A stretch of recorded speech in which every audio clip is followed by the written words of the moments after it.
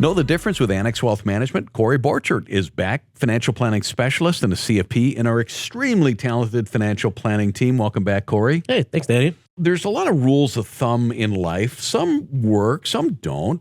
Same can be said for financial planning, and one of those is the 4% rule. I think most of us have heard about that. Corey, give us a lowdown on that 4% rule. Yeah, this is actually a topic that I'm very passionate about. Let's begin with some of the fundamentals. Many retirees share a common goal, right? Ensuring that their finances last throughout their retirement. Now, the 4% rule was once viewed as a reliable guideline, suggesting that withdrawing 4% of your portfolio adjusted for inflation could sustain you from about age 65 and then for about 30 years. However, as we know, Danny, this approach isn't universally applicable and circumstances changes over time, right? But it's not a financial plan. Exactly, yeah. This is definitely a fundamental baseline. Do people use this to see if they're least in the ballpark? And you as a financial planning specialist, what do you think of it? I would say it's a starting point, but there are multiple factors at play here. So when you say 4%, I would ask you from which account? Are you talking about your IRA, Roth IRA, taxable accounts, 401ks, checking, savings? All of that matters when you're thinking about your plan, right?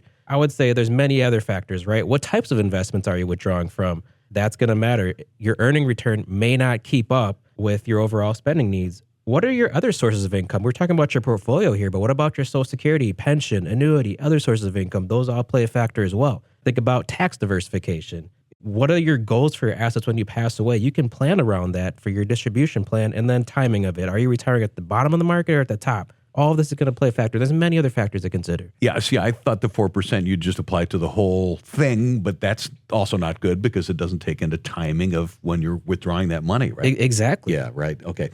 The 4% rule is built around a span of at least 30 years, I think, generally. The math may not add up. The average life expectancy in the U.S. is 77. So in other words, the average person lives, 12 to 14 years after retirement. So the 4% rule could be too conservative. Exactly. This is something we talk to clients about all the time. When can I retire? And then how much can I spend in retirement? So we build out a number of plans to stress the plan under various circumstances. Retiring early is one of those scenarios. What about other spending shocks?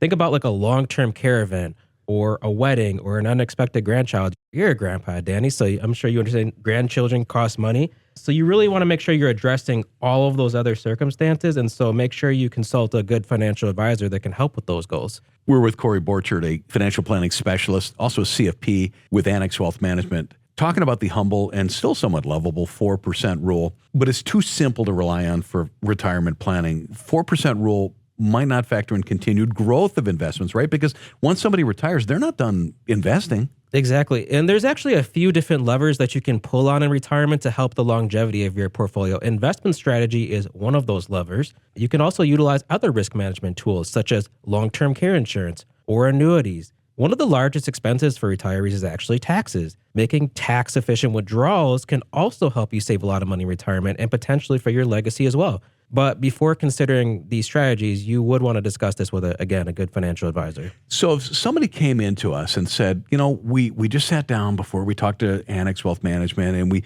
ran this 4% rule, that wouldn't be a terrible thing, right? It's the ballpark, but then we would take it and we would put the facts and the figures and the art of what we do into that. Exactly. So 4%, while it's a good starting point, there are other factors. What is specific to your scenario? I mean, there are going to be a number of factors to consider, and that's why we use a team approach here. One person can't possibly know all the different variables.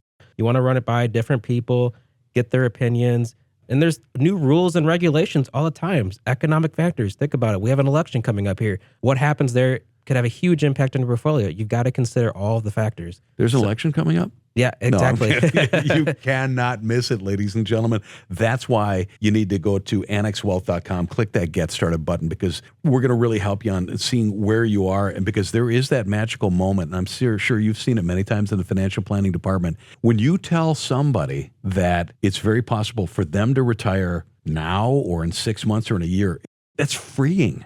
Yeah, it can be actually very liberating. I mean, for the first time when we sit down with people, it might be the first time they really see all of their assets and expenses and income in one spot, and then to see how it plays out over time, it can be kind of relieving to see, or maybe you need to make some adjustments too. It could go both ways, right? Right. Corey Borchert is a financial planning specialist and a CFP at Annex Wealth Management, part of our big financial planning team that does so much good work day in and day out for both our clients and our potential clients. Thank you. Yeah, thanks, Danny.